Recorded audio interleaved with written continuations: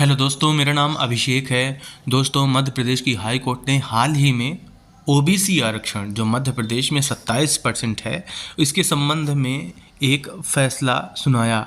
देखिए दोस्तों, ये कहीं ना कहीं अपनी टिप्पणी जो हाई कोर्ट ने किया है, इसके बाद से ही मध्य प्रदेश में various media houses as well as जो न्यूज़ चैनल्स हैं उनके माध्यम से बातें आ रही हैं सामने कि जो 27% ओबीसी रिजर्वेशन किया गया है 14 से बढ़ा के, मतलब 13% का इजाफा हुआ है, तो जो 13% है, तो जब से ओबीसी रिजर्वेशन के खिलाफ ये मामला कोर्ट गया है तो माननीय हाई कोर्ट ने इन 13% को हेल्ड करने की बात कही थी कि 87 और 13 के रेशियो में जो भर्तियाँ कराई जाएं, मतलब 87% पे टोटली भर्तियाँ होंगी और 13% को होल्ड पे रखा जाएगा।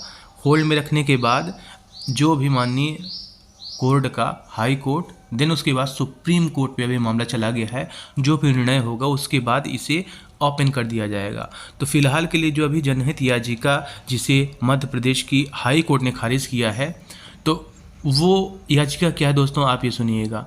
वो याचिका ये है कि जो ओबीसी का 27% रिजर्वेशन है ये ना किया जाए, इसके संबंध में एक अलग से याचिका गई थी और उसी याचिका को कहीं ना कहीं जो मध्य प्रदेश के हाई कोर्ट ने है वो सुनने से मना कर दिया। इसका मतलब ये नहीं कि जो 27% आरक्षण को रोके रहने का जो प्रावधान है कि 27% आरक्षण नहीं किया जाएगा, 14% ही ओबीसी का आरक्षण रहेगा। हाई कोर्ट ने ये बोला था और यही मामला सुप्रीम कोर्ट में चल रहा है।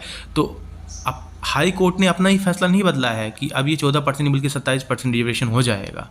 तो क्रिस्टल क्लियर बात यह है दोस्तों, देखिएगा कि सागर की यूथ फॉर इक्वलिटी संस्था की ओर से याचिका दायर किया गया था। मतलब कई सारी संस्थाएं, कई सारे लोग याचिकाएं दायर करते हैं, तो एक इस याचिका को हाई कोर्ट ने खारिज किया है। खारिज करने की वजह ये है क्योंकि ये ऑलरेडी जो मामला है आरक्षण का हाई कोर्ट में ऑलरेडी काफ़ी पेंडिंग है और साथ ही साथ ये मामला सुप्रीम कोर्ट तक भी पहुंचा है, सुप्रीम कोर्ट भी गया है। तो इसके बारे में क्या है पूरा मामला, ये मैं आपको कई बार ऑलरेडी बता चुका हूं दोस्तों पहले भी कि मध्य प्रदेश में जो आरक्षण का मुद्दा है।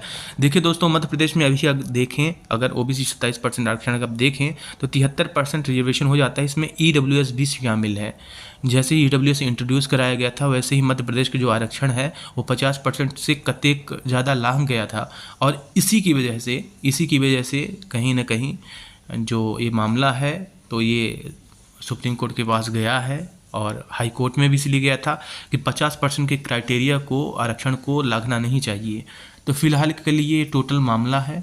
इसका मतलब ये नहीं है कि जितनी भी भर्तियाँ रही हैं मध्य प्रदेश की जो व्यापम ईएस भी लेता आया है, जो 13% होल्ड करके रखी गई हैं, ठीक है ना, 87 और 13 के रेशियो में जो 13% वाली होल्ड करके रखी गई हैं अनरिजर्व के बीच और ओबीसी के बीच, तो कहीं ना कहीं ये ओबीसी की फेवर में ऐसा नहीं है। हो भी सकता है, ये डिसीजन आने के बाद होगा, लेकिन फिलहाल के लिए जो हाई कोर्ट ने याचिका खारिज किया है इसका मतलब ये नहीं है कि खारिज करने के बाद 27% आरक्षण को, रिजर्वेशन को एमपी गवर्नमेंट ने हरी झंडी दिखा दी है, सॉरी हाई कोर्ट, क्योंकि गवर्नमेंट तो ऑलरेडी 27% रिजर्वेशन फेवर में है। क्योंकि मध्य प्रदेश की तात्कालिक गवर्नमेंट और वर्तमान की भी गवर्नमेंट ओबीसी के आरक्षण जो 27% है उसके फेवर में है। फिलहाल के दोस्तों ओबीसी आरक्षण 27% होना चाहिए, नहीं होना चाहिए, क्या है कैसा है, इसके बारे में इंसान बात नहीं करेगा। काफ़ी ये सेंसिटिव मैटर है। जो भी हो रहा है, जैसा भी है, मैं क्रिस्टल क्लियर आपके सामने दोस्तों में बता दिया कि असल में ये हुआ है, बल्कि एक याचिका को खारिज किया गया है, ना कि 27% रिजर्वेशन को हाई कोर्ट ने समर्थन दिया है। तो जो होल्ड पोस्ट हैं 13% की ओबीसी और यूआर के बीच, उस पे जो भर्तियां हैं या इनको जो हरी झंडी है, मतलब इन पे नियुक्तियां अभी मिलना स्टार्ट नहीं हुई हैं। इसके लिए आपको वेट करना होगा। Thank you.